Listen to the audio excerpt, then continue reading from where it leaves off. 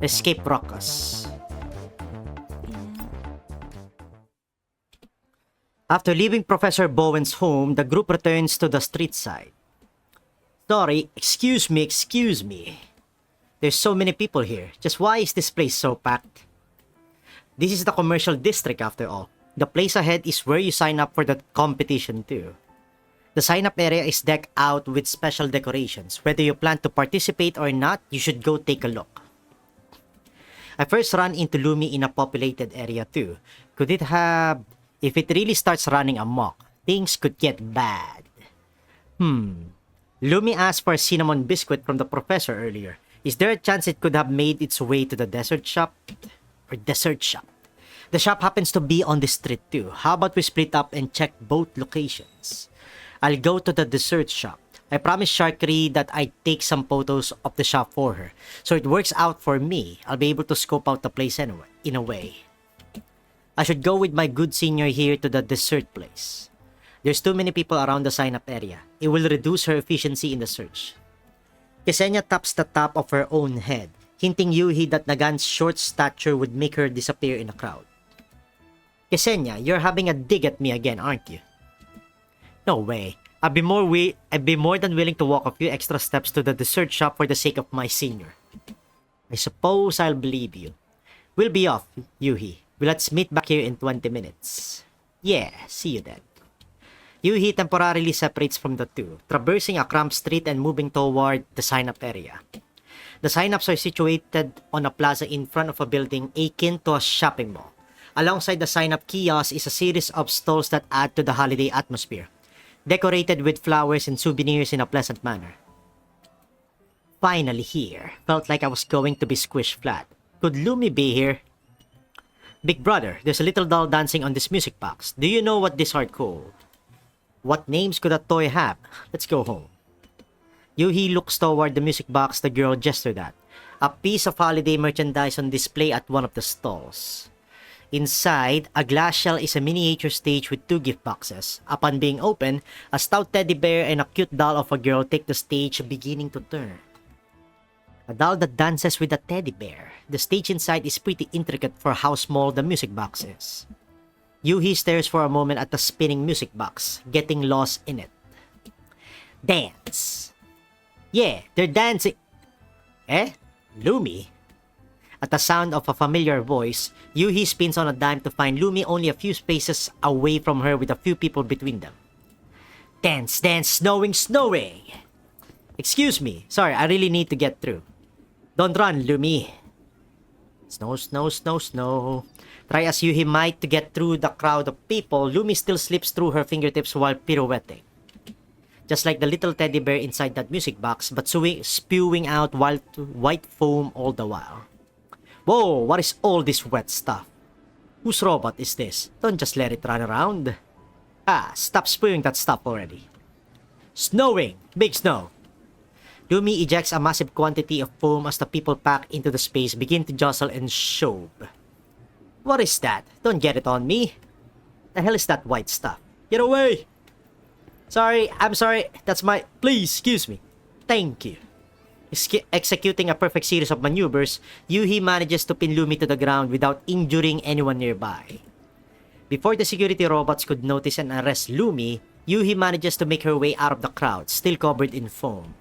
For the sake of keeping their clothes clean, the passers-by manage to clear a path. Keep a proper eye on your robots, for the love of... I'm really sorry. Criminal, snowing! No snowing. Just hold on for a second, Lumi. Right, I should contact Nagan and Ksenia. Yoohee immediately produces her terminal, calling Nagan. Nagan, Ksenia, I found Lumi. This quickly. We're not even at the dessert shop. I'll send you my location. Come quickly. I'm afraid it will... Snow! Run! Whoa! What happened? Are you alright, Yoohee? It ran away again. I loosened my grip for just a moment. How is it so good at running? Does it have some marathon runner's data ingrained into its AI? Oh, AI. Feels like things are getting more complicated. Well, this is just one part of looking for Lumi. Think of your flowers and stop complaining already. Come, let's go to where Yoohee is. Hey. The trio chased Lumi across 3 entire districts but failed to catch the nimble little robot, only managing to tire themselves out in the process. Damn, it's too good at running. Where did it go? Again, did you see it go toward Big Sis? Eh? Yoohee immediately pivots at the sound. Before she can react, Lumi spews out a stream of foam. Her vision modules is immediately filled with white, obscuring her vision completely.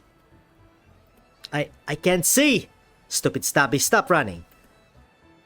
Ksenia, it's going in your direction. Stop it.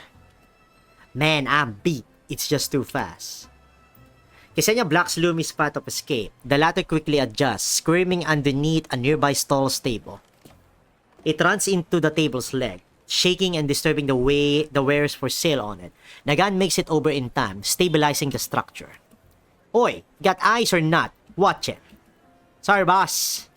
Ksenia, go, quickly. We cannot lose it again. There's enough people over there to make up a wall. Say, you got any gadgets up your pocket that can make me fly? Do you have one of those hats with a propeller on them that can make people fly in your collection? That kind of thing doesn't exist. I wouldn't have it on even if it did.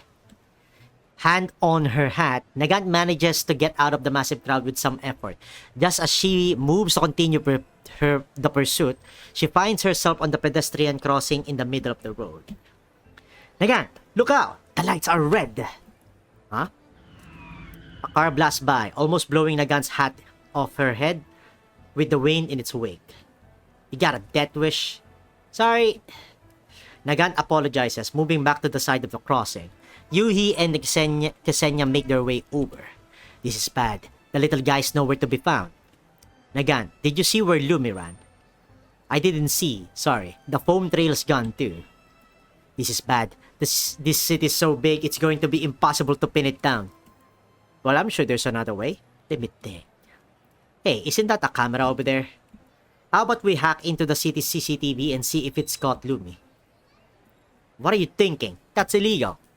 Well, our circumstances are unique. So long as we're careful and don't get caught, it will be fine. No, we won't. How can a law enforcement officer like you know the laws and still break them? But we're not doing anything bad with the CCTV. So long as we don't get caught, no one will know we ever access those systems. If no one knows, then have we really ever been there at all? No means no. No more of your delusions. But if we just let Lumi roam the streets, it might cause even more trouble. Isn't just letting it be a dereliction of duty? Well, it's not like I mind. Easier to do nothing. Nagan furrows her brow. Think of the action movies. In order to defeat evil, the protagonist must step into the shadows, pitch black as they may be, right? I suppose that's how it goes, but... Well, while a certain someone has been fence-sitting, Yoohee's already on the move. Yoohee nods, already working on a hacking program. I have filtered a series of suitable injection modes. I'm willing to try anything that can help us find Lumi. If the security system catches us, then it'll just hack the security system too. Why she's so scary all of a sudden? I think she's filled with the desire to fight, my good senior. Well, since we're here already, we might as well help. I mean supervisor. We can't be using the CCTV for anything other than finding Lumi. Alright, come on, Grandma. Let's get a move on. Oh, inside level 2, I have access to the CCTV systems. Good work. Ksenia, you help look for Lumi. I'll keep an eye on the security. We need to be careful. Even more work, please do remember to pay for me for overtime. As if I can afford to, keep all of the money from reselling the flowers, if you really insist. No, I was just kidding. Get more of this goody two-shoes attitude. Unbelievable. What are you supposed to do about this? Everyone, I found something. You have found Lumi? No, just some videos of Lumi. From a few days ago, by the looks of it. Can I have a look? Of course. Ksenia begins to individually inspect the files sent over by Yoohee. Look here, that's Lumi hanging around the sign-up area in the commercial district, right? It's just doing donuts there. It's shown up there several times too. What a strange system error to have. Nothing's out of the question when it's an error, I suppose. It's going to bother those pedestrians again. Look at the foam on those lawns over there too. That ought to be Lumi's work. The professors probably spent a pretty penny paying off fines for its sake. Old dad that really loves his kid, huh? But why does it move in a pattern like this? Yoohee goes through the possibilities with a hand on her chin before she can come to any conclusions. Nagan's warning arrives. Security's on to us. Yeah, it's no good without some proper espionage tools. Espionage? That's the first thing you think of? You really... Please, is it really the time to berate me for this? Think of something quickly, or we're going to be busted. Security program's about to find us. Yoohee, have you found Lumi? 2 more files left to check. I'll be done in just a moment.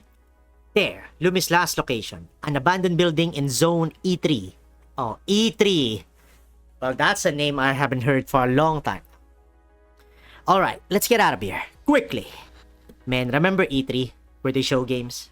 The moment before the security program raises the alarm, the 3 cut off their connection, making a clean getaway.